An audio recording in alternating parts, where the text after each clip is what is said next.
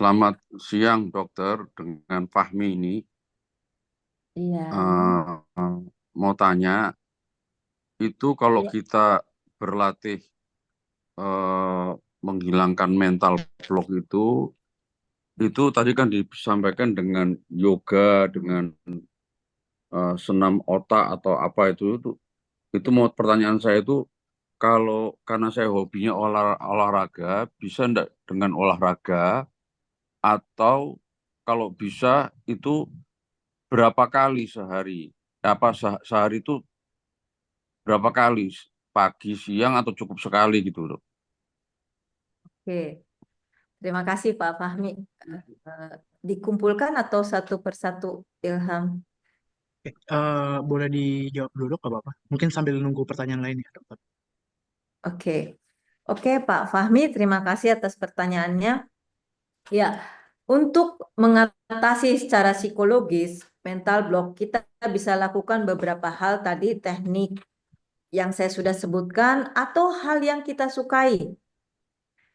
Mau olahraga, mau musik, atau mau refreshing, traveling, dan sebagainya.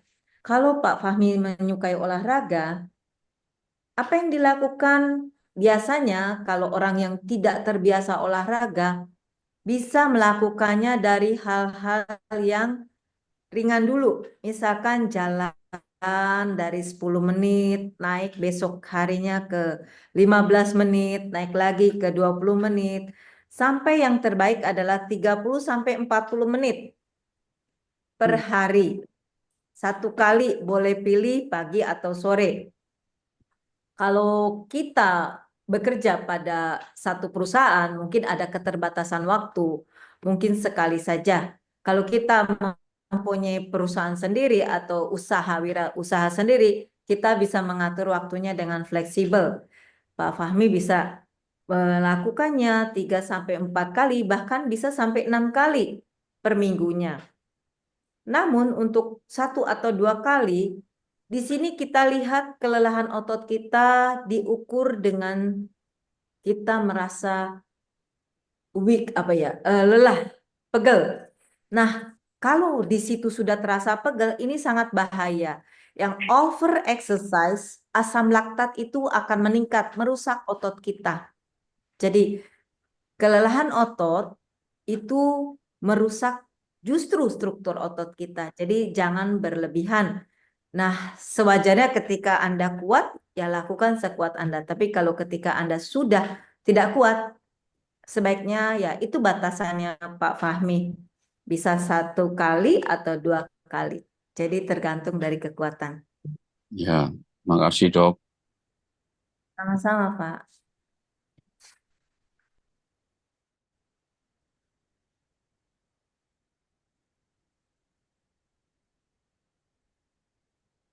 Kayaknya ada yang share screen ya? Mungkin bisa ditanyakan saja mungkin. Kenapa? Oke, ini yang tulisan ini ya. Mungkinkah keyakinan yang kita pegang tentang makanan hanya kebiasaan lama atau rasa seperti ini bukan Ilham? Halo Mbak Kritisi, Omnivora.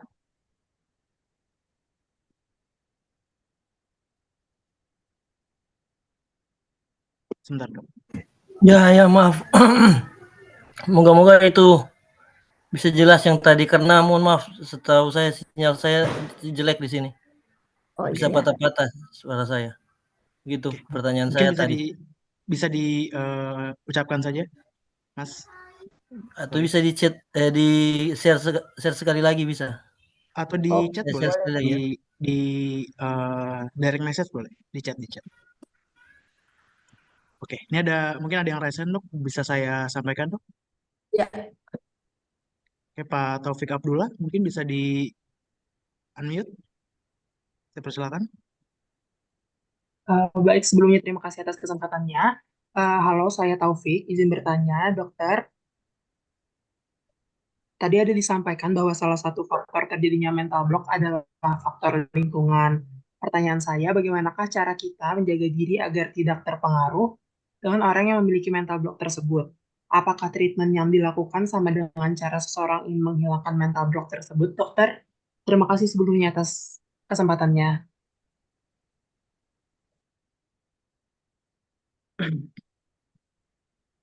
Oke, dokter mau langsung dijawab kah? Ya, tadi yang satu lagi tadi tulisannya tentang pola makan kalau nggak salah. Hilang Iya, sih tulis. sebentar. Tadi ada. Oh nih, udah ada di chat tuh. Mau saya bacakan? Ya, boleh.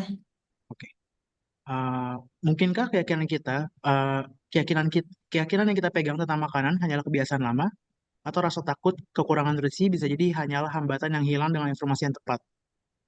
Apakah kenyamanan dan pandangan orang lain masih menentukan pilihan kita, padahal keputusan kita sendiri yang seharusnya lebih berarti?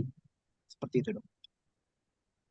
Eh, makan maksudnya di sini coba poinnya Mungkin Ilham. Tadi mungkin dia suaranya Ilham terputus. oke. Oke, mungkin dia ada problem di permasalahan makanan, dok. Mungkin dia takut kekurangan nutrisi sampai akhirnya itu menimbulkan hambatan bagi diri dia gitu loh. Dan itu disebabkan oleh pandangan dari orang lain seperti itu, dok. Dan sebenarnya dia bisa mengatur itu sendiri gitu loh. Nah, Oke, baiknya itu seperti apa? Mungkin intinya mungkin seperti itu. oke. Oke, yang pertama itu bagaimana cara menyelamatkan diri jika ada teman kita yang mengalami mental block. Oke, kalau memang mental block terjadi pada teman kita, kita sudah bisa membaca gelagatnya. Mungkin emosional, marah-marah, diem, narik diri. Ya, banyak mood yang nggak stabil. Nah, kalau memang kita tahu seperti itu, kita jangan membuka conversation yang terlalu panjang dan lebar. Kalau memang kita ada koneksi keterkaitan pekerjaan dengan teman tersebut, nah kita poin aja, poin yang tentang pekerjaan. Misalkan, oh ya, ini yang kemarin mesti di report ininya ya, sudah. Karena Anda bukan ahlinya, Anda tidak bisa mencoba berbaik hati dengan cara, oh kamu merenung dari tadi diem aja, ada masalah. Nah, kalau teman Anda tipikalnya yang memang tidak mau dibantu, nanti membuat dia terasa inferior lagi, minder lagi. Nah, biarkan dia yang berkomunikasi dengan Anda. Kalau, Mbak, aku nggak bisa nyelesain, Kak, aku nggak bisa nyelesain tugas ini, karena aku lagi siuran nih otaknya, lagi blocking nih, nggak bisa ngerjain apa-apa. Sekian hari aja deh. Oh, nah baru Anda mulai masuk berconversation. Jadi jangan bercoba berbuat baik, ya memang tujuannya baik, tapi ketika mengarah ke mental, itu tidak bisa diduga-duga akan memperburuk si teman yang mental blocking. Dah, sebaiknya Anda berkata-kata direct pada hal yang connection tugasnya saja. Begitu. Tentang mental block, pikiran-pikiran yang takut akan kekurangan nutrisi, begitu. Iya, tadi kurang lebih seperti itu. Ya, ketika Anda takut kurang nutrisi, mungkin jadi overeating atau eh, over pemilihan makanan, sehingga misalkan Anda takut kurang makanan nih, makan siang kalau bareng teman-teman di kantin cuman ketoprak, bakso, pempek, akhirnya Anda melimitasi, memblok mental Anda tidak bersosialisasi. Padahal makan itu bisa 3 kali. Kalau di siang hari di tempat kerja atau di kuliah makan dengan teman-teman itu kan buat networking, buat sosialisasi. Nggak apa-apa sih kekurangan nutrisi pada saat itu. Nah, atau seorang yang vegan yang tidak bisa makan ya terbuat dari hewan lah. Katakan ada gado-gado yang bisa sayuran Anda bisa makan. Jangan takut kurang nutrisi. Anda bisa makan di pagi hari, di rumah disiapkan bawa yang cukup bekal atau pulang kantor di malam hari. Atau yang vegan bisa juga ada suplemen vitamin. Jadi nutrisi, kalau Anda takut, sebaiknya memang Anda datang ke ahli gizi. Apakah ketakutan Anda ini tepat? Anda coba introspeksi diri. Apakah saya kekurangan nutrisi, malnutrition, sehingga tubuh saya memang lemas, nggak bisa aktif, nggak bisa bergerak, mikir juga lemot. Apakah saya malnutrisi atau over, dari overweight dan sebagainya? Nah, kalau memang Anda di posisi oposit bawah atau atas, ya segerakan ke ahli gizi. Tapi kalau tidak, itu dari pikiran yang negatif Anda. Jadi dari mental block Anda tentang nutrisi. Seharusnya kalau kita bisa bekerja, berkomunikasi dengan baik, berarti nutrisi kita cukup. Karena nutrisi melambangkan kemampuan fisik dan kognitif kita. Fisik bisa aktif, pikiran bisa jernih, bisa mengerjakan tugas dengan baik. Berarti nutrisi Anda cukup. Begitu Ilham. Apakah menjawab para peserta Sobat Etik? Oke, apakah ada yang tanyakan lagi tadi dari Sobat Etik yang bertanya sebelumnya? Oke, mungkin jika sudah terjawab, mungkin saya akan lanjut ke pertanyaan selanjutnya ya, Dokter. Ya. Oke, ini ada dari Bu Regita. Dokter, saya izin bertanya melalui chat, bagaimana cara kita tidak memperdulikan pandangan orang lain sehingga cenderung menjadi people pleaser? Seperti dalam percakapan, kita memilih untuk memikirkan kata-kata yang sekiranya dapat menyenangkan orang lain. Itu mungkin ciri-ciri dari people pleaser ya, Dokter. Selain itu, bagaimana menghilangkan kebiasaan haus validasi ketika tidak dapat pujian, merasa jadi orang yang jelek dan tidak dibutuhkan di masyarakat. Seperti itu, Dokter, pertanyaannya. Oke, mungkin yang pertama tuh bagaimana cara kita tidak memperdulikan pandangan orang lain, lalu yang kedua tuh gimana cara kita biar nggak haus validasi kayak gitu, Dokter, intinya. Yang pertama tidak memperdulikan pendapat Pandangan, orang lain. yes, betul. Oh, pandangan. Hmm, Ya, sekarang kita aware aja. Ini berkaitan dengan validasi ya. Tidak memperdulikan pandangan orang lain dan validasi. Kita jokes aja. Siapa gua gitu loh. Kenapa gue butuh validasi terus setiap orang? Kan gue bukannya menteri, pimpinan, atau pejabat tinggi atau apa. Kenapa butuh validasi? Atau kenapa membutuhkan pandangan orang lain tentang diri kita? Itu membebani diri Anda. Ya jadilah diri Anda sendiri yang nyaman. Misalkan Anda sudah berumur, tapi masih pakaian-pakaian orang remaja. Ya selama pakaiannya sopan, nyaman, why not? Kenapa butuh pandangan orang lain? Ntar gue diejek nggak ya nih? Ntar gue dianggap apa nggak nih? Atau Anda berpikir, wah gue udah pakai pakaian remaja nih, butuh validasi. Ini kok nggak ada yang muji gue ya? Kok nggak ada yang melihat gue kayak wow gitu? Kembali lagi siapa diri kita gitu. Kita juga bukan artis. Mungkin artis kan memang pakai baju wow tuh. Wow.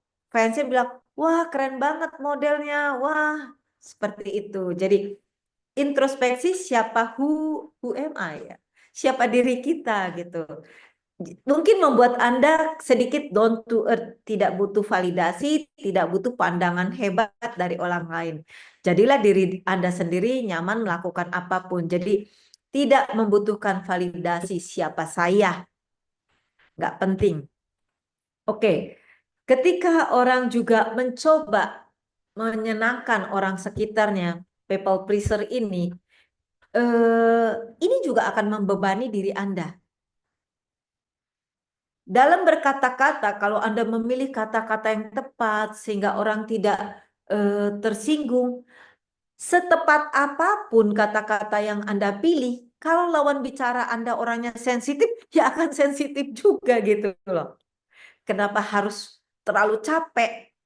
Selama kata-katanya tidak kasar, tidak menjudge orang itu. Nah, Anda pikir saja, oh bebas, saya tidak menjudge, saya tidak kasar.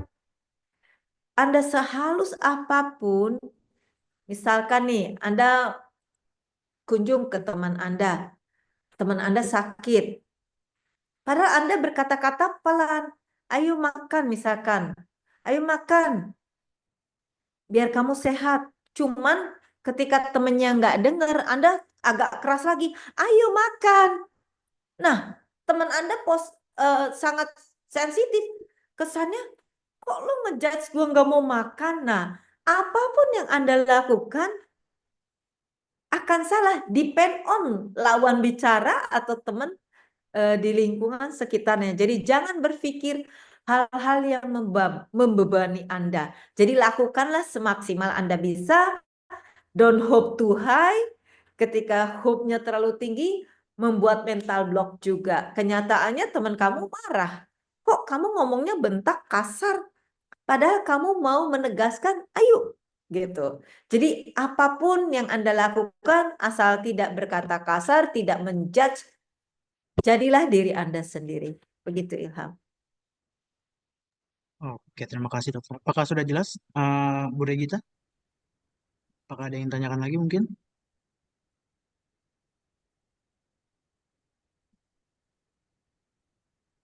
Oke, mungkin ke pertanyaan selanjutnya ya dokter ya. Mungkin ada pertanyaan lain di samping tema ini, Mental. di lain juga nggak masalah. Karena tujuannya etik di sini memberikan edukasi tentang mental illness. Sebenarnya sih kita dulu sering ya, cukup sering dalam sebulan tuh bisa 1-2 kali.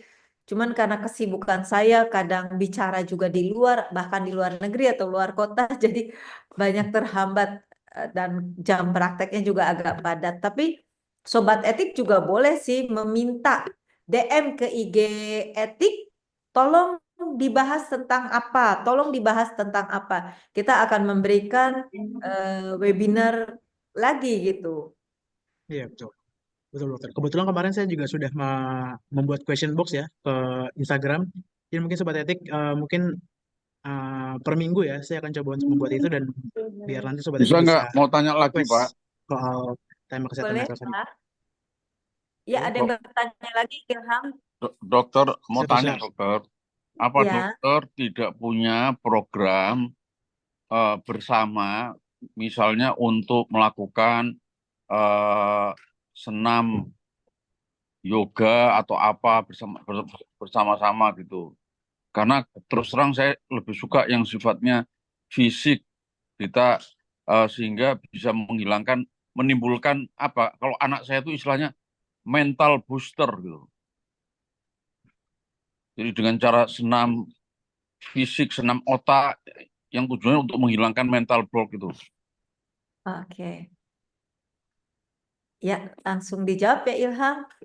Oke, mungkin itu masukan yang cukup baik ya, Pak Ya. Fahmi. Mungkin nanti mungkin baik lagi kita akan lihat dari schedule dari Dokter Endah apakah memungkinkan jika membuat kegiatan seperti itu. Tapi balik lagi itu masukan yang cukup Iya, terima menambah. kasih sekali Pak Fahmi. Ini ide yang cemerlang, cukup bagus ya, belum pernah ada ini. Iya, betul, betul. Terima kasih, Dok.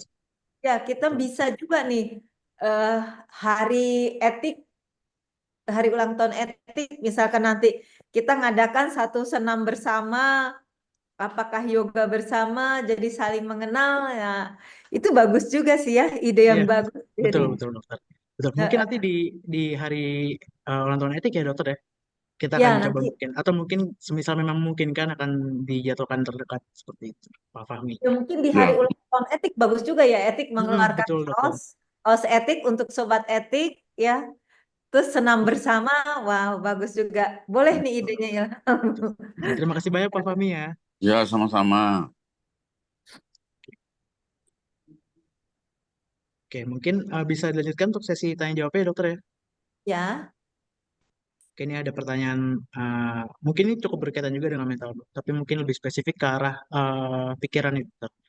Eh, ini dari Pak Afisra Wildan. Sorry Mas Afisra Wildan. Dok, saya izin bertanya, saya kan mahasiswa, di mana saya tuh sering banget berpikir kritis. Pertanyaannya, bagaimana cara efektif menurut dokter untuk mahasiswa agar menjaga pikiran yang tetap positif dan menghindari overthinking seperti itu, dokter. Apakah mau langsung dijawab, dokter? Oke, Wildan termasuk mahasiswa yang benar-benar energik ya. Mungkin cukup smart, ini sangat smart, sehingga berpikirnya kritis. Nah, bagaimana pola pikir Anda yang kritis ini menjadi mental block atau tidak? Nah, tadi berpikir kritis, mental blocknya ini bisa positif, bisa negatif. Bisa positif kalau Wildan bisa produktif. Coba misalkan Anda diberi tugas oleh dosen. Katakan ini mahasiswa apa ya? Misalkan mahasiswa fisika. Rumusnya tuh panjang kali lebar. Untuk menghafal tuh susah kalau ujian. Nah, Wildan berpikir kritis. Oh, ada shortcutnya nih untuk rumusnya. Mungkin X kali Y tambah 2. Yang tadinya X kuadrat ini. Nah, shortcutnya ini membuat Wildan aktif, kreatif, produktif. Nah, ini bukan mental block, jadi produktif. Jadi, suatu hal yang baru, suatu pressure yang baru, kondisi yang baru membuat kita stres, tapi ketika kita mengatasinya dan membuat kita produktif, ini cukup baik. Nah, bagaimana kalau jadi mental block? Wildan terus mengurak-ngurak rumus. Aduh, lelah nih. Terlalu kritis mikirnya, nggak bisa, nggak dapat. Ya stop. Stop. Coba pelajari aja dulu. Pelajari aja dulu dengan cara mengerjakan tugas-tugas latihan dengan rumus itu. Kalau terus rumus itu dipakai, otomatis memori tentang rumus itu melekat. Jadi yang terbaik mental block itu akan sukses menjadi produktif atau menjadi bagus ketika kita fight terus. Fight. Kalau kita coba fight pelan-pelan, akhirnya mental blocknya menjadi seorang yang produktif. Jadi itu bedanya, apakah kita harus stop berpikir kreasi atau overthinking? Depend on apa menjadi positif atau negatif. Jadi fight terus, kalau menjadi kita produktif dan aktif, itu tidak ada mental block. Begitu. Oke, apakah sudah terjawab?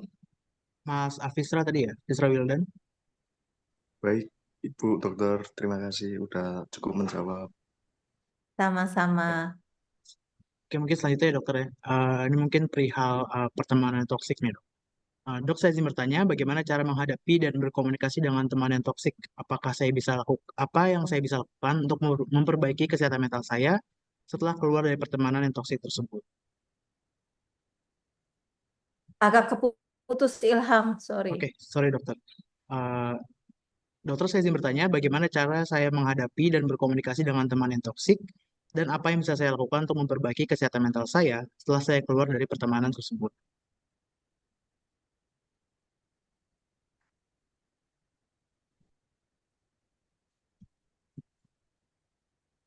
Oke, teman yang toksik ini depend on kitanya. Kita mau jadi yang di bawah dia atau di atas dia. Di bawah dia kita yang dependen, di atas dia kita yang dominan. Even temannya toksik, kalau kita dominan, kita tidak terpengaruh.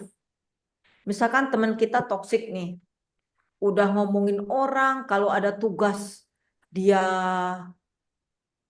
menghindar tugas, misalkan kampus ya, kampus atau kerjaan, suka ngomongin temen yang lain, itu nggak bantu kerjaan gue nih, gue kerja sendiri nih, gini. Tapi ketika dia dikasih tumpuk kerjaan, aduh, ini semua di gue nih, tolong bantu.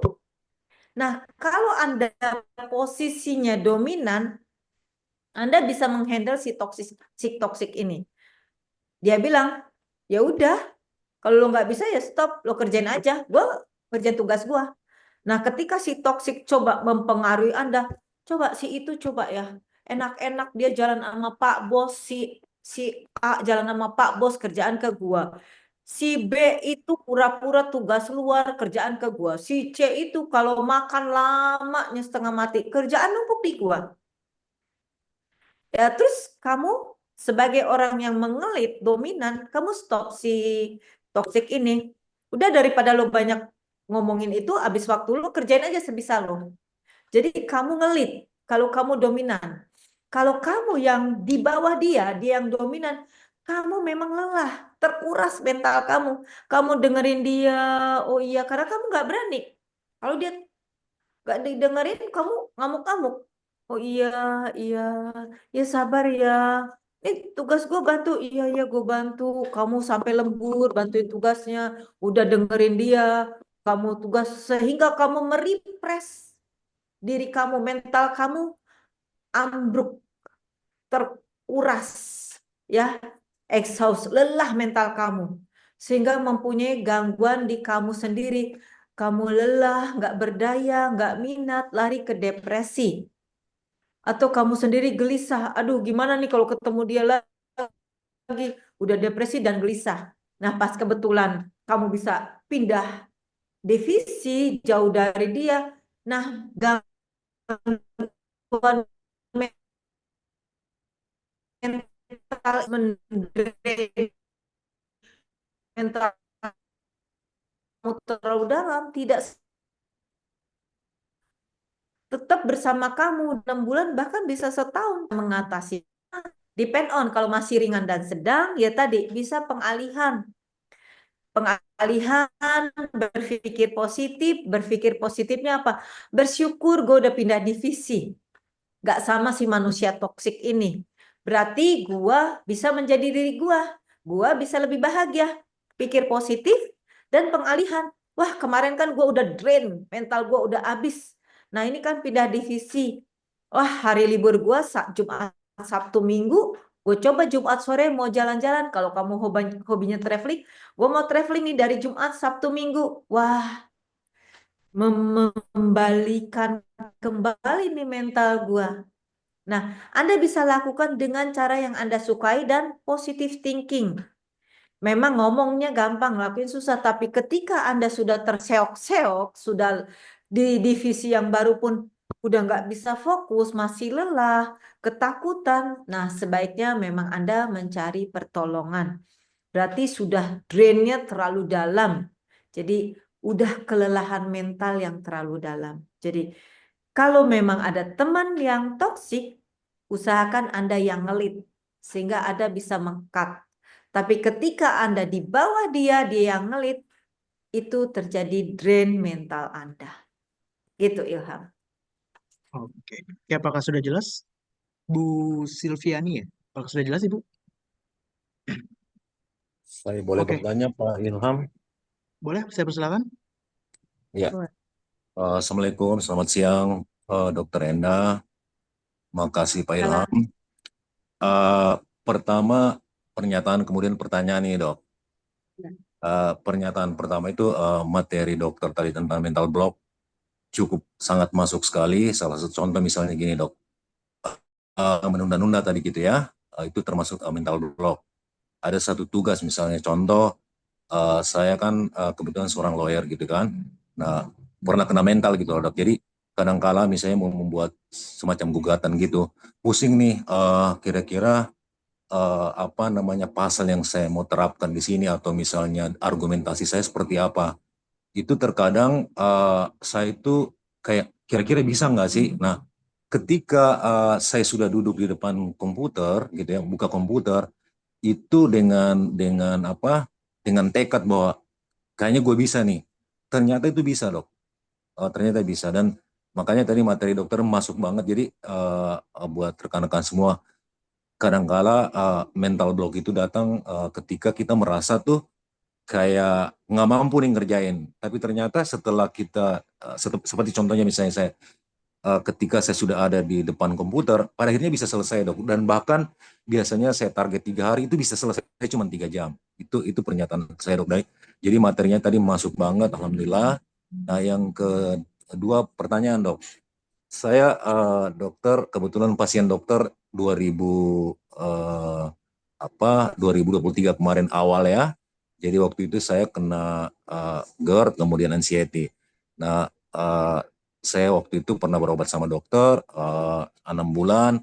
Dia saya takut ke masjid, takut ke apa, spesifik aja dok, saya jelaskan takut ke kamar mandi. Kemudian alhamdulillah selama 6 bulan saya berobat itu sembuh total dok. Alhamdulillah sudah bisa jalan sendiri, udah bisa nyetir yang tadinya takut banget nyetir. Nah, 1 bulan terakhir ini itu kembali lagi dok, kembali lagi ya, tapi tidak parah ya, kembali lagi takut lagi gitu ke masjid, jangan-jangan pingsan di sana nih. Nah, yang pertanyaan saya dok, bagaimana kemudian supaya bisa kembali lagi, seperti misalnya dokter Enda pernah ngajarin saya, stop kata dokter Enda, nggak bakalan pingsan. Apa yang harus saya lakukan yang lebih efektif dan mungkin juga berguna buat teman-teman yang ada di webinar ini, gitu aja dok. Oke, terima kasih Pak. Ya, Ilham, mau saya langsung jawab? Boleh dokter, saya persilakan. Oke, ya. Terima kasih Bapak sharingnya ke teman-teman. Betul sekali memang. Mental block terjadi kalau kita fight. Coba fight, misalkan, aduh, saya ngerjain tugas nih untuk tadi gugatan.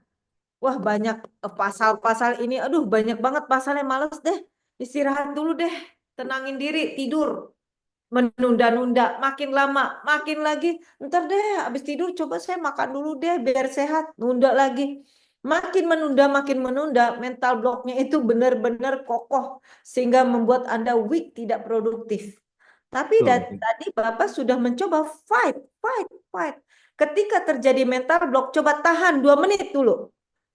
2 menit saja, tahan 2 menit. Udah gitu tambah lagi 2 menit. Oh, ini bisa dalam 2 menit saya ngerjain, tambah lagi. Jadi mulai di otak kita hal yang sepele, selalu memecahkan masalah yang kecil. Atau memberikan ruang di otak kita waktu yang kecil. 2 menit saja.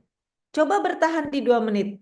Coba bertahan di 5 menit. Coba bertahan di 10 menit. Nah, akhirnya tanpa sadar tadi Bapak mengerjakan yang 3 hari bisa 3 jam. Itu membuktikan mental block itu bisa kita dobrak dengan cara melihat skala skop ini dari yang kecil. Coba 2 menit atau masalah misalkan gugatan banyak nih. Pasal-pasalnya banyak. Oh, pasal yang paling sering aja dulu kita taruh gitu. Terus baru pasal yang spesifik lagi. Nah, itu tata cara mendobrak mental block. Ya, saya sangat bersyukur Bapak dalam 6 bulan sudah membaik. Nah, sama halnya nih penyakit mental, masalah mental dengan penyakit fisik lainnya. Bapak mengatakan dalam 1 bulan terakhir nih kok kumat lagi ya. Nah, sama seperti kita sakit flu. Saya flu nih.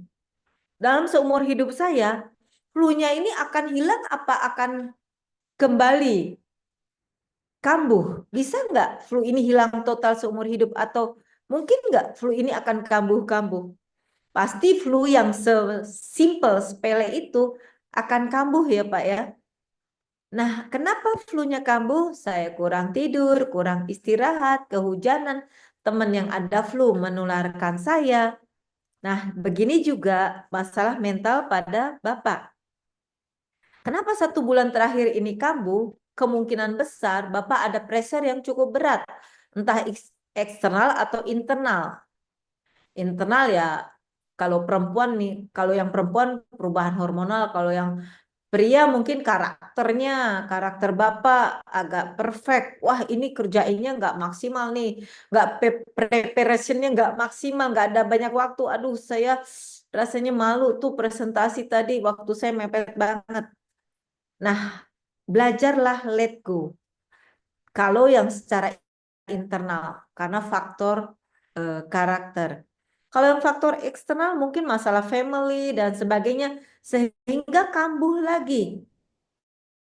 Nah, ketika kalian lihat meninjau, waktu lalu saya nggak bisa ke masjid, takut ini, takut itu, nyetir nggak bisa.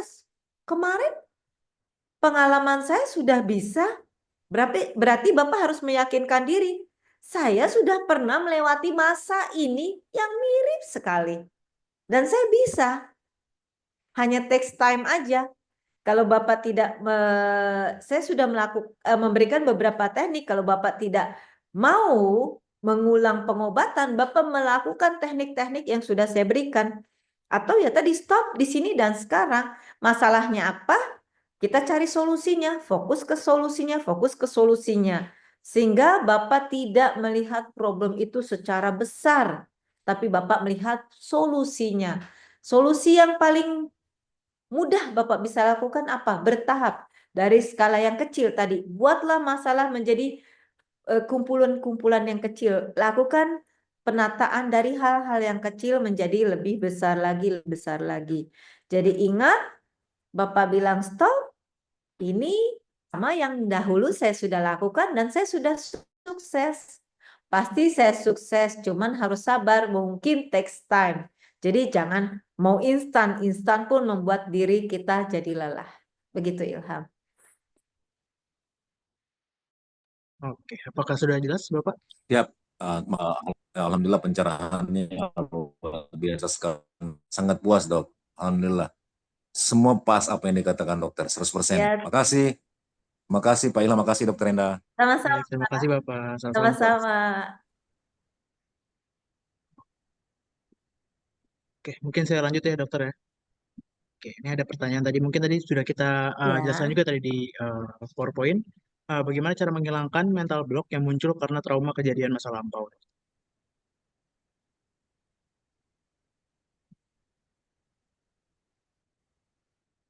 Menghilangkan mental block Yang muncul karena kejadian. kejadian masa lampau. Trauma, dokter. Oke. Ya. Ya, contoh waktu yang misalkan tadi tidak mau berkomunikasi, dia jadi melindungi diri dengan cara tidak bersosial. Waktu kecil dia dibully dengan kata-kata sehingga dia membentuk dia yang diam, tidak mau bersosialisasi, tidak mau berkata-kata karena takut dan dia tidak sanggup melakukan itu. Di sini dia memblok diri dia, mental bloknya ke arah sosial.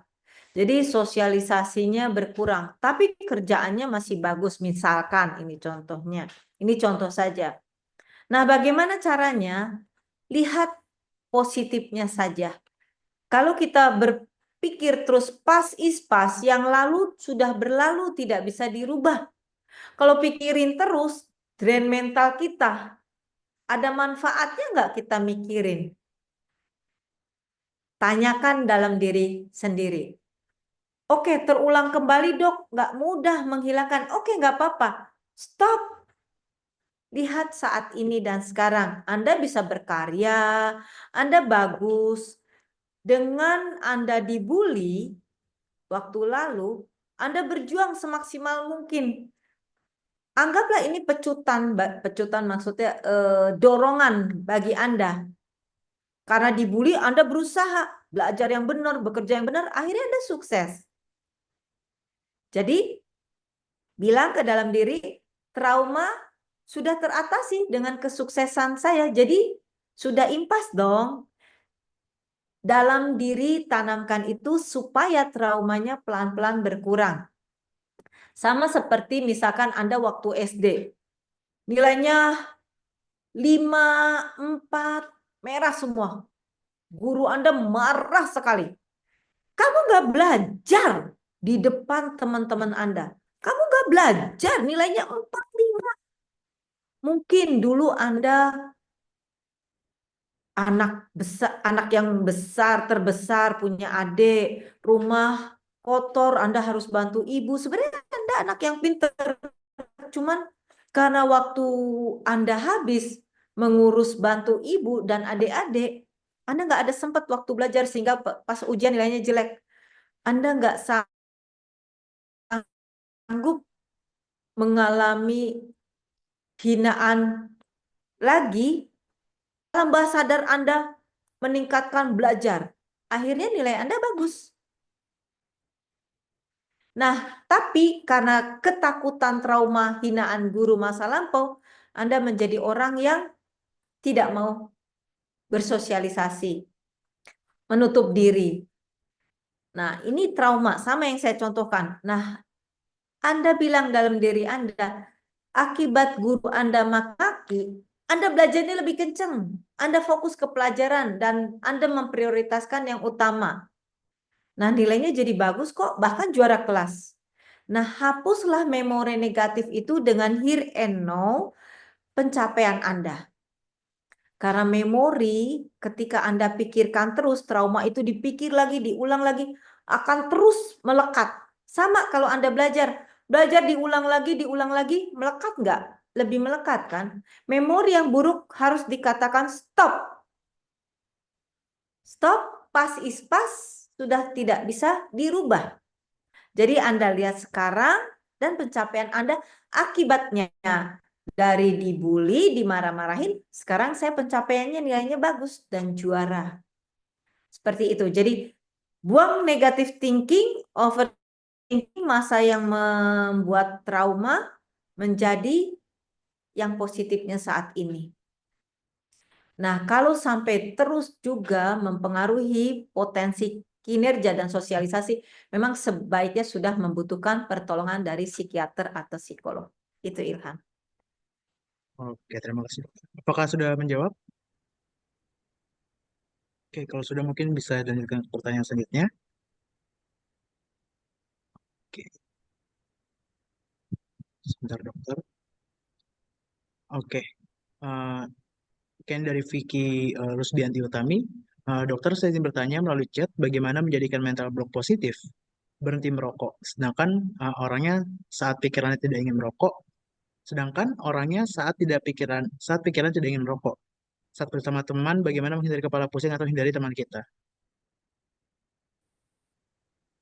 Halo dokter, apakah suara saya jelas? Tadi ada ini putus. Oke, ini mungkin pertanyaannya juga, Keputus. iya dokter. Sebentar dokter.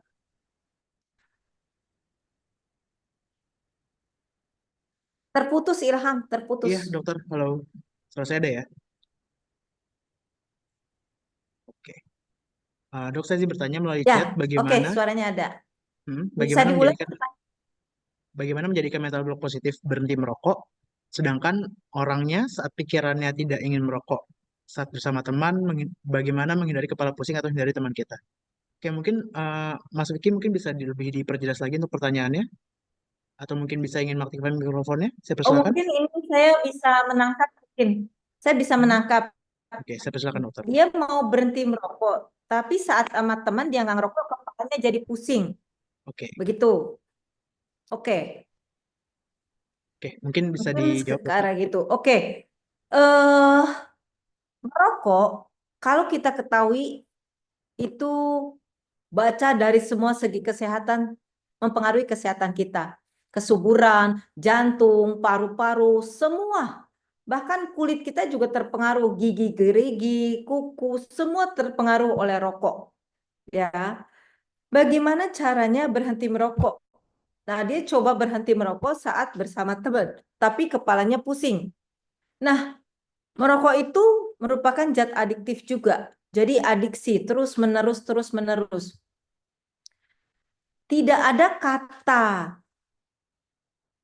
penurunan dosis seperti obat. Rokok itu yang sukses adalah diberhentikan total. Dari pengalaman beberapa pasien saya bilang, kalau memberhentikan rokok dikurangi dikit, dia masih ada keinginan. Tapi setelah total diberhentikan itu dia cukup bagus. Nah, menurut saya pemberhentian total ini tergantung dari orangnya masing-masing. Kalau rokoknya masih sehari itu 2 pack, misalkan belasan, atau saya harus turun perlahan. Jadi dalam 1 hari Anda buka rokok, dibuang 1 batang rokok, masuk 1 batang dikurangi. Besok harinya setiap 3 hari lah turun lagi 2 batang, 3 batang, sehingga sudah turun dalam sehari 2 atau 3 batang, itu Anda harus strict menghentikannya.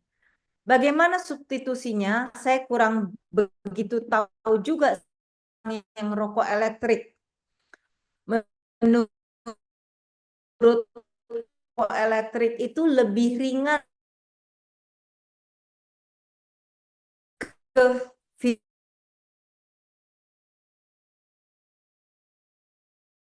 apa? Nah, sebaiknya memang Anda berhenti rokok. Bagaimana substitusinya?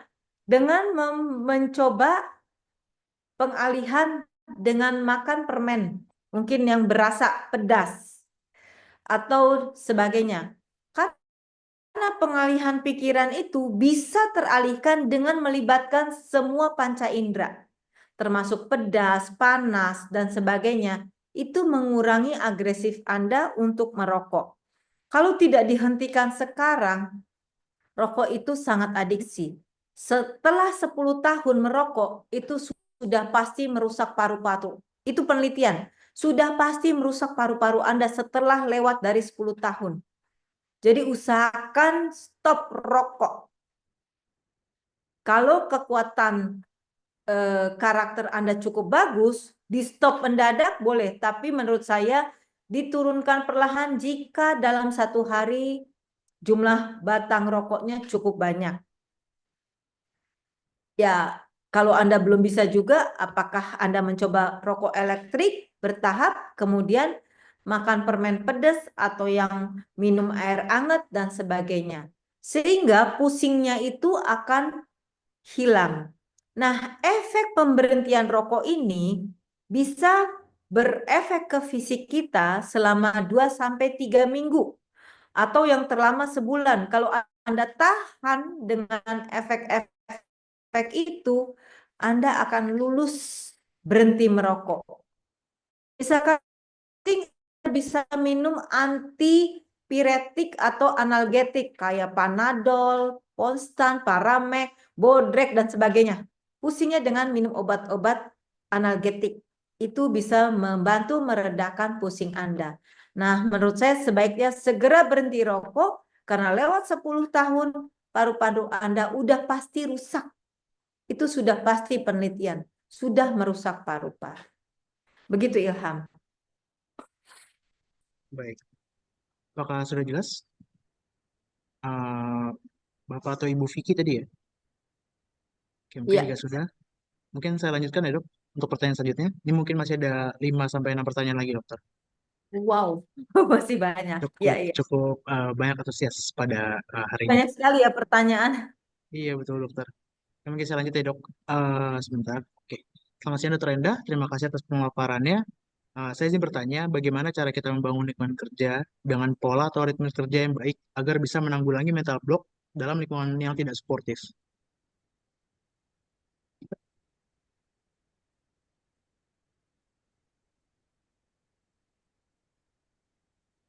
Mau di 3-3 dulu atau 2-2 Ilham? Boleh kalau mau 3-3, Dokter? Atau dua-dua aja mungkin ya, Dokter ya? Satu lagi. Oke, satu lagi. Izin bertanya, Dokter, untuk menghadapi Gen Z dengan adanya mental block ini, adakah kiat-kiat untuk menegur dan mengarahkan Gen Z untuk tidak gampang menyerah atau yang sering susah diedukasi ke hal-hal yang positif? Ini perihal lintas generasi, Dokter. Oke, mungkin saya persilakan kepada Dokter untuk menjawab pertanyaannya. Oke, lingkungan kerja yang tidak mendukung dan Iya, lingkungan kerja yang tidak mendukung, Dokter. Jadi, gimana caranya dia bisa bangun lingkungan kerja itu dengan pola atau ritme yang baik, biar Oke. mental block itu bisa ditanggulangi. Oke.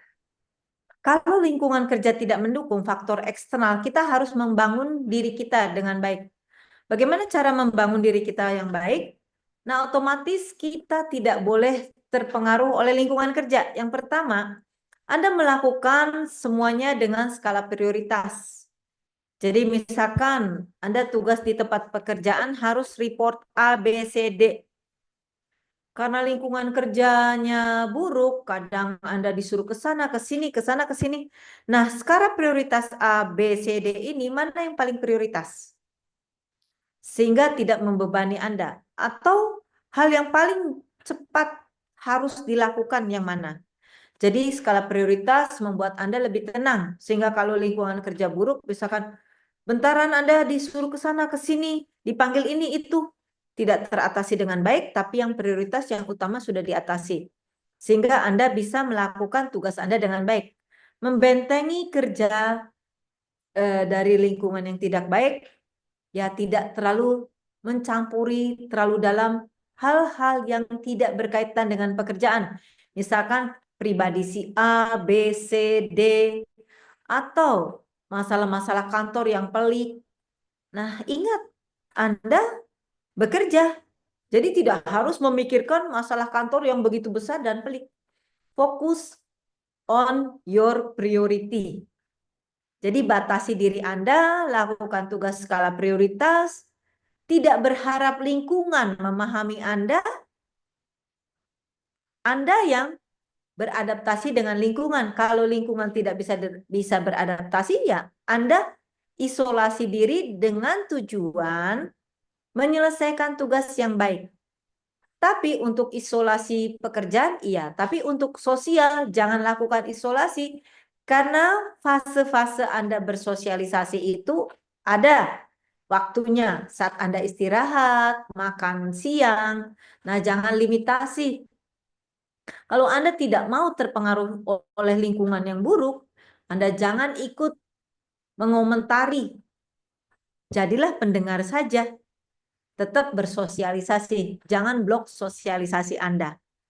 Gitu caranya, Ilham. Terus menghadapi Gen Z yang tidak yang mudah menyerah. Nah, kebanyakan memang pola asuh yang salah dari Gen Z adalah tidak memberikan tugas dan tanggung jawab yang konsisten pada anak-anak Gen Z ini. Biasanya ibu dan bapaknya cukup sibuk bekerja, ada guilty feeling. Jadi anaknya diberikan Mbak tolong ya semua kebutuhan anaknya ini sampai ini dipenuhi. Tolong dibantu. Bahkan menyiapkan tas sekolah pun dibantu mbaknya. Harusnya sebagai orang tua, Mbak membantu dalam hal apa? Anak-anak kita bisa mengerjakan, harus diberi tugas. Kamu yang beresin buku kamu di meja. Kamu yang masukkan tas-tas buku-buku, pensil ke tas kamu. Mbak yang nyetrika baju, kamu yang memilih baju, kamu yang menyiapkan baju. Jadi dikasih tugas dan tanggung jawab. Diberi pressure, stresor. Walaupun dia sudah mengerjakan soal, PR, diberikan kenyamanan, tidak ada tugas, tanggung jawab, atau beban. Kesalahan di hidupnya. Sebagai ayah mau memenuhi kebutuhannya. Oh, teman-temannya pada camping, pada hangout, pada ke klub mungkin. Oh,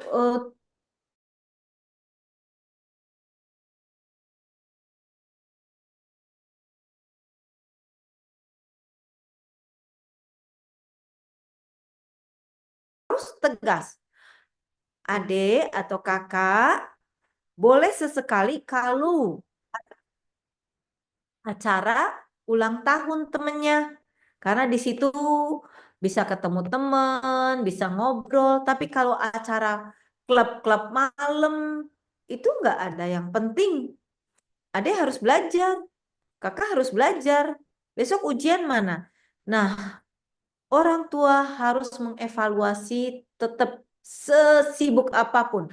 Evaluasi tugas anak. Sudah melakukan tugasnya dengan baik atau belum. Jadi Gen Z supaya kuat, supaya tangguh, harus beri tugas, stresor, tanggung jawab yang sesuai dengan kebutuhannya. Gitu Ilham. Oke, terima kasih dokter. Oke, mungkin ini untuk pertanyaan selanjutnya saya coba untuk arahkan ke yang sesuai tema dulu ya dokter ya, Mhm. yang sesuai tema dengan mental block kita. Oke, mungkin yang pertama, sebentar. Oke, dok saya izin bertanya, akhir-akhir ini banyak sekali orang yang mengecewakan saya, baik dari pekerjaan, kolega, maupun keluarga saya. Ketika saya ingat kekecewaan itu, saya stres, bahkan serangan panik muncul. Sementara saat ini saya sedang merintis usaha. Bagaimana cara agar saya bisa fokus terhadap apa yang sedang saya jalani tanpa perlu memikirkan kekecewaan tersebut? Seperti itu, dokter. Oke, selanjutnya, eh, dok, bagaimana membuka mental block supaya diri kita menjadi maksimal? Contoh, target untuk lari maraton. Bagaimana caranya mendorong diri agar bisa mencapai tujuan tersebut? Oke, itu, dokter. Oke, saya persilakan, dokter. Oke, ini lagi ditulis. Oke, yang pertama, Anda dikecewakan keluarga, teman, terus menjadi pikiran. Jadi panik, memblok mental Anda, jadi tidak produktif. Setiap mau, misalkan ini contoh di pekerjaan, setiap mau kerja, Anda mikir temennya tuh kemarin ngejek, hasil kerjaan lu kayak gini. Atau keluarga, kamu gimana sih pulang malam, hasilnya juga kayak gini, penghasilan nggak nambah, atau hal-hal lain. Nah, stop mental blocknya. Bagaimana mental blocknya ini diambil ke positif. Tadi mental block kita bisa arahkan ke negatif, menjadi beban, menjadi tidak produktif, atau kearahkan ke yang positif, menjadi lebih maksimal.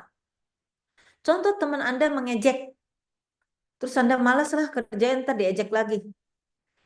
Ingat kalimat mental block, fight, fight, and fight. Ya, dobrak dinding kecemasan, dobrak dinding keraguan, bangun dinding yang kepastian atau positif. Nah, dari teman yang mengejek, membuat Anda nggak mau ngerjain tugas, fight, kerjakan. Ambil positifnya, waktu dia ngejek itu, saya jadi pelajarin, oh, misalkan tadi kasus Anda lawyer, oh jadi Anda, gimana sih kamu bikin pasalnya orang, pasal ini dikasih pasal itu, pasal ini nggak masuk, pasal ini udah lampau, pasal ini hukum BW, ini hukum Indonesia misalkan. Nah, karena itulah Anda jadi belajar. Ambil positifnya, Anda jadi lebih belajar, lebih bagus lagi.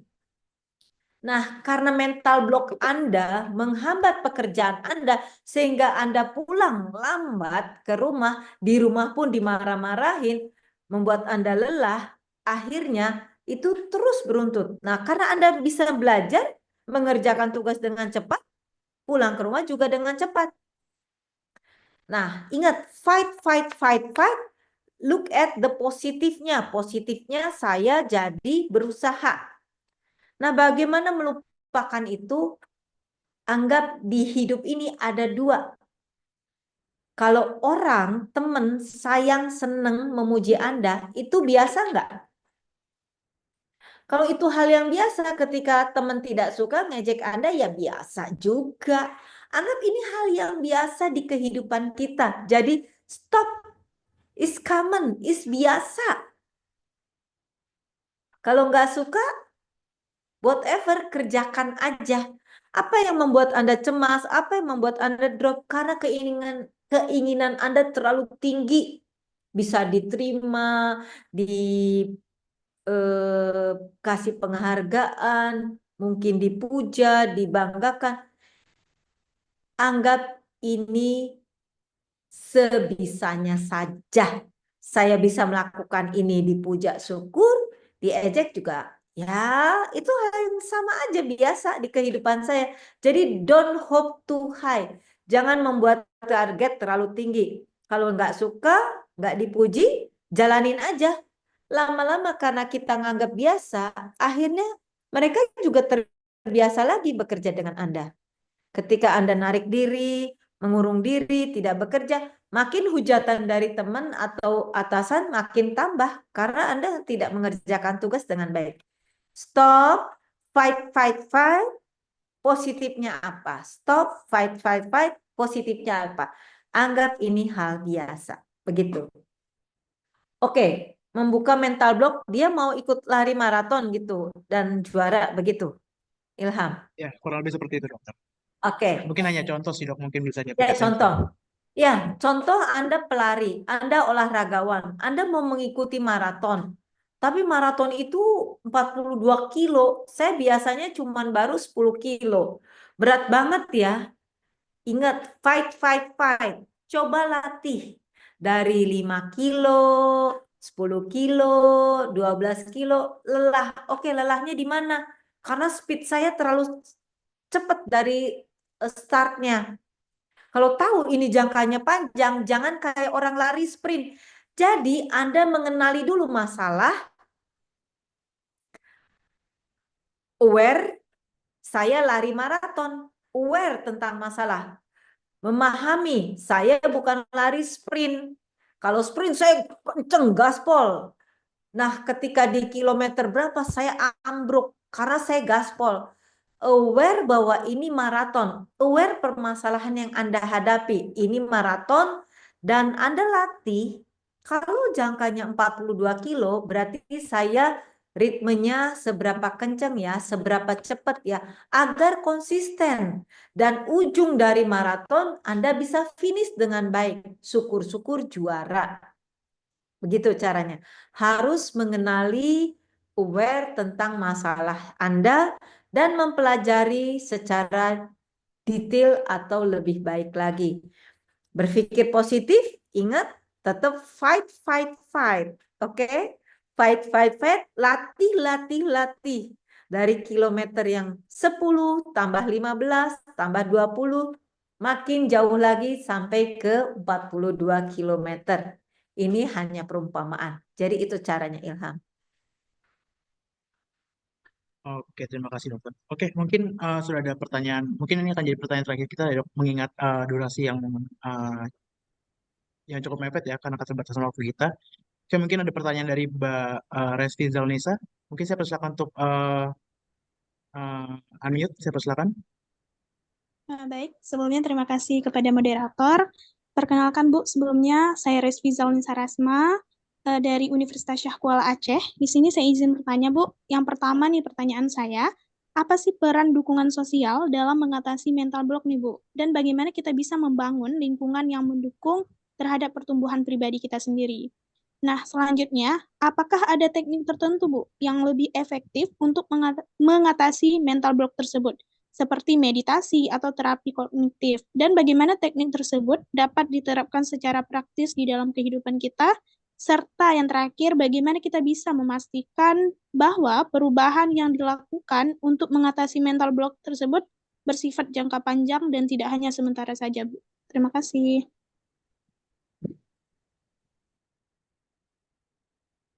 Oke, terima kasih Mbak Ya, terima Resvi. kasih, Resvi. Pertanyaannya cukup bagus. Jangan-jangan mahasiswa psikolog nih atau ke dokter. Oke, peran sosial dalam membangun mental block. Mental block ini terjadi karena apa sih? Karena sosial tidak mendukung seperti penelantaran, penghinaan, atau bullying. Ya, membatasi ruang lingkup, ruang gerak, tidak memberikan akses. Ya, hal-hal yang seperti itu. Hal yang sepele saja sebagai dukungan sosial, misalkan tentang mental illness saja, kalau ada teman atau pekerja yang mental illness, itu mohon maaf, saya punya pasien, pegawai BUMN. Dia ketika didapati mental illness oleh atasannya, langsung di non-job. Dan mental illness-nya sudah diatasi dengan baik, bisa pulih kembali, tetap tidak diberikan ruang oleh atasannya dengan alasan kita sudah memberikan rekomendasi bahwa dia sudah bisa kembali bekerja dan cukup baik. Tetap tidak diberikan ruang oleh atasannya dengan alasan mental illness. Nah, di sini harus dobrak stigma apapun. Entah dia bodoh, ada mental illness, entah dia ada cacat fisik, dobrak stigma. Tidak ada stigma pekotak-kotakan tentang apapun. Jadi itu hal yang pertama, dukungan sosial. Dobrak stigma, tidak ada pengkotak-kotakan. Anggap semua orang punya kesempatan yang sama untuk mengekspresikan skill atau kemampuan otaknya. Baik skill atau non-skillnya, jadi kemampuan dalam akademik atau skillnya. Jadi beri ruang, tidak ada pengkotak-kotakan. Itu dukungan sosial. Sama misalkan kamu punya teman yang, ya maaf, misalkan punya teman yang handicap. Wah, dia nggak bisa nih. Ya udah nggak usah dijadikan tim voli kita, nanti kita kalah. Nah itu pengkotak-kotakan. Jangan ada pengkotak-kotakan. Beri ruang dia. Kamu nanti ikut tanding ya, siap nggak? Jadi kita memberikan dia ruang untuk dia. Nah dia yang menentukan. Waduh, aku nggak siap, aku jadi cadangan aja. Oke. Jadi kita memberikan ruang, tidak ada pengkotak-kotakan. Dukungan sosial tentang mental blocking. Ketika kita mengkotak-kotakan, si teman kita atau yang menyandang gangguan mental atau punya masalah mental atau fisik itu sudah memblocking diri, membentengi diri sehingga merupakan mental block bagi dia. Teknik yang efektif depend on, tergantung dari orangnya masing-masing. Teknik ini luas. Mau cara psikoterapi, perubahan pola pikir dengan cara CBT, DBT, RABT, desensitisasi, apapun bisa. Itu pengolahan pola pikir. Atau kita mengolah badan kita. Tadi ada salah satu yang suka olahraga, dia suka olahraga. Karena semangatnya dia tinggi untuk olahraga, olahraga itu meningkatkan hormon endorfin, hormon kebahagiaan, hormon percaya diri, hormon kesenangan. Sehingga zat-zat yang mempengaruhi kecemasan itu zat GABA, depresi, serotonin atau dopamin itu lebih balance karena hormon endorfinnya meningkat. Jadi teknik apapun depend on orang itu, apa yang dia sukai. Misalkan saya suka yoga, si X tidak suka yoga, dia sukanya meditasi. Ketika kita paksakan yoga, itu tidak maksimal. Jadi depend on personnya. Dibusnya sesuai dengan kenyamanan. Oke. Terus apa? Mengaktifkan apa yang terakhir, Ilham? Memastikan bahwa perubahan yang dilakukan untuk mengatasi mental block bersifat jangka panjang dan tidak hanya sementara. Oke. Kembali lagi, jenis mental block itu bisa range-nya luas. Dari yang ringan sampai yang berat. Kalau yang ringan aja dia masih menunda-nunda. Kalau yang berat sudah mengganggu pekerjaannya, nggak bisa kerja sama sekali. Kalau yang tambah berat, pekerjaannya terganggu, nggak mau juga berangkat kerja. Ini sudah terlalu deep. Nah, ketika yang ringan itu short. Mungkin hanya pelatihan di 8 minggu sampai di 16 minggu. Itu yang short. Kalau yang sudah benar-benar dalam mempengaruhi fungsi sosial pekerjaan itu bisa 3 sampai 6 bulan.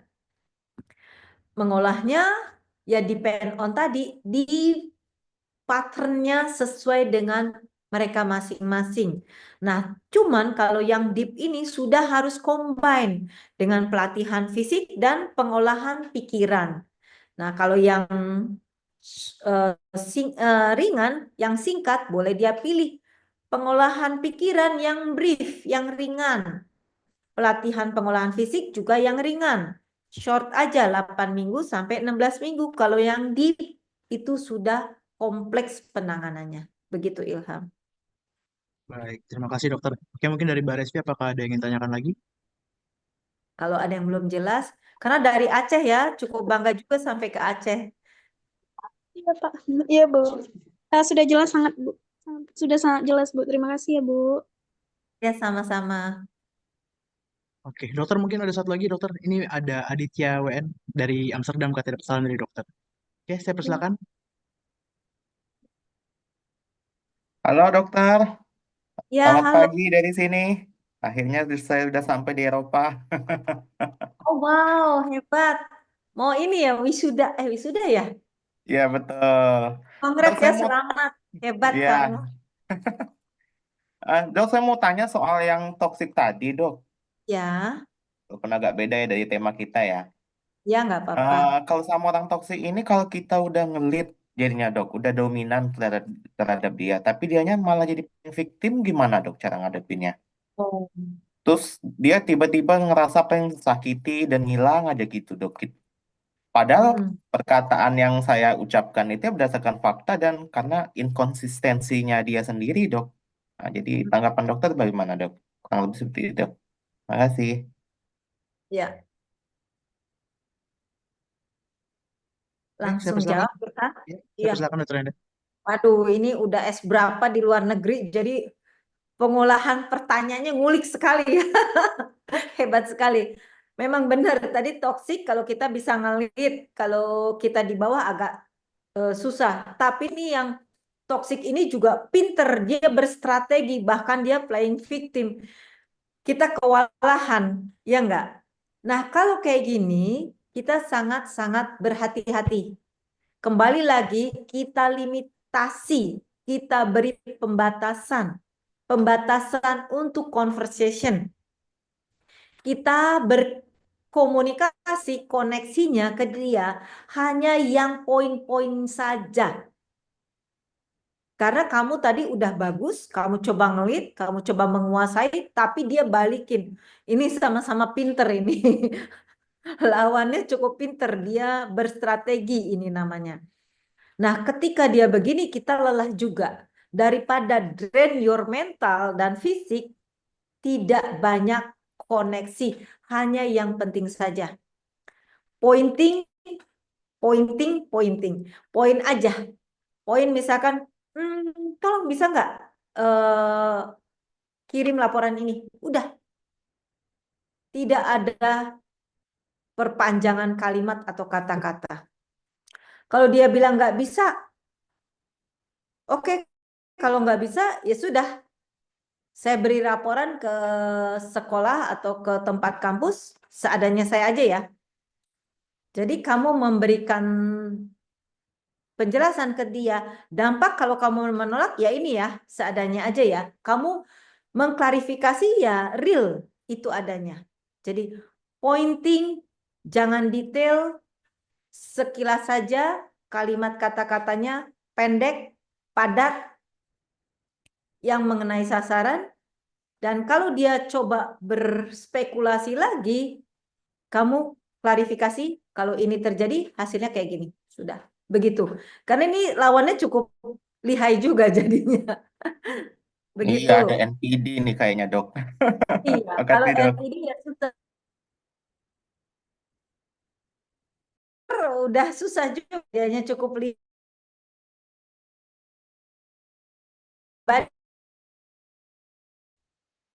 Tidak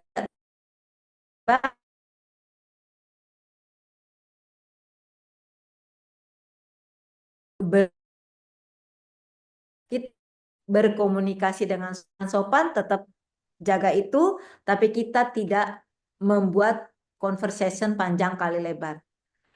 Detail, padat, detail. Poin, padat, tepat sasaran. Begitu.